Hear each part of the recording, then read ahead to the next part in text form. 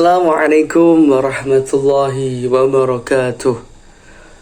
Oke, di sini saya akan menjelaskan sejarah kebudayaan Islam, yaitu materinya tentang strategi dakwah Islam di Indonesia. Sebelum kita memasuki materi, mari kita buka dengan bacaan Suratul Fatihah. Semoga berjalan dari awal sampai akhir, tidak ada halangan suatu apapun.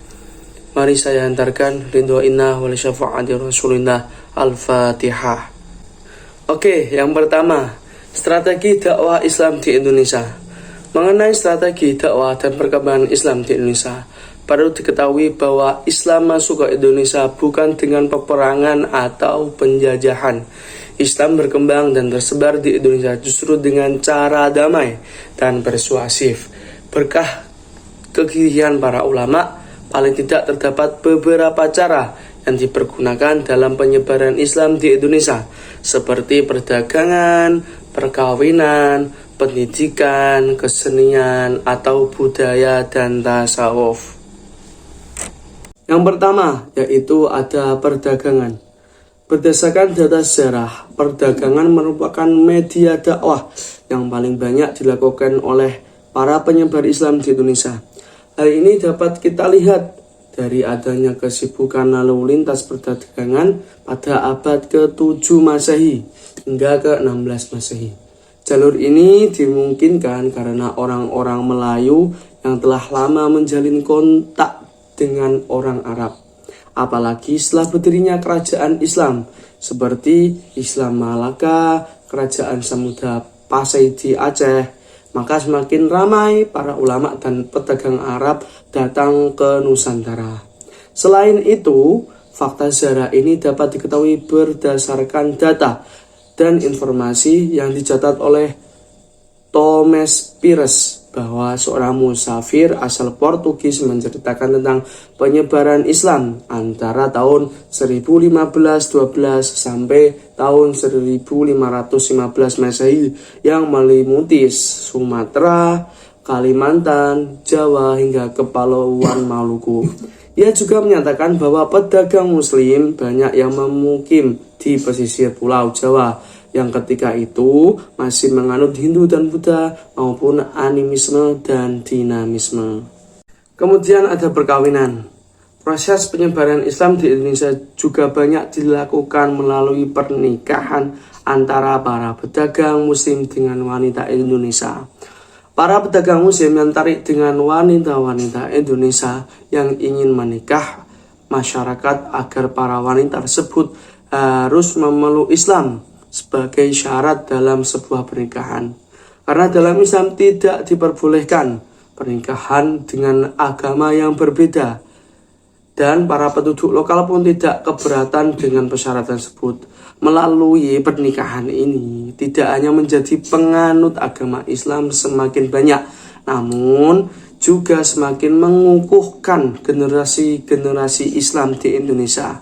Dari pernikahan ini, kemudian terbentuklah komunitas-komunitas muslim di Indonesia. Sebagai contoh yang dapat dikemukakan adalah pernikahan antara Raden Rahmat dan Sunan Ampel dengan Nyai Manila dan Raja Brawijaya dengan Putri Campa dan lain-lain. Kemudian ada tasawuf. Para pelaku tasawuf atau sufi umumnya adalah pengembara. Mereka dengan sukarela mengajar penduduk lokal tentang berbagai hal. Mereka juga sangat memahami persoalan para penduduk lokal dari berbagai sisi. Para sufi memiliki sifat dan budi pekerti yang luhur, sehingga memudahkan mereka bergaul dan memahami masyarakat. Mereka memahami problem kemiskinan dan keterbelakangan, sekaligus juga memahami kesehatan spiritual masyarakat. Mereka juga memahami hal magis yang digandrungi masyarakat penganut paham animisme dan dinamisme di kala itu. Hal ini menjadi para sufi maupun melihat celah yang dapat dimasuki ajaran-ajaran Islam. Dengan tasawuf, bentuk ajaran Islam yang disampaikan kepada penduduk pribumi dapat dengan mudah masuk ke alam pikir mereka. Di antara para sufi yang memberikan ajaran Islam kepada masyarakat adalah yaitu beliau Hamzah Fansuri dari Aceh, ada Syekh Lemah Ahbang, dan Sunan Panggung dari Jawa. Kemudian ada kesenian dan budaya. Para tokoh penyebar Islam mengajarkan Islam menurut bahasa dan adat istiadat masyarakat setempat. Sebagai besar, nama-nama mereka telah melegenda seperti Wali Songo.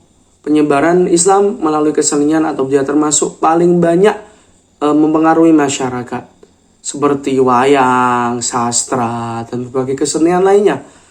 Pendekar jalur kesenian dilakukan para penyebar Islam, yaitu untuk menarik perhatian masyarakat, sehingga tanpa terasa mereka pun tertarik pada ajaran-ajaran Islam.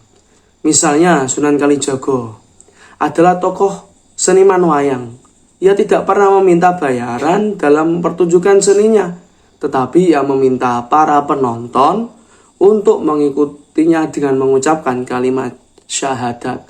Meski sebagai cerita, wayang masih dipetik dari cerita Mahabharata atau Ramayana, tetapi dalam cerita itu disisipkan ajaran dan nama-nama pahlawan Islam.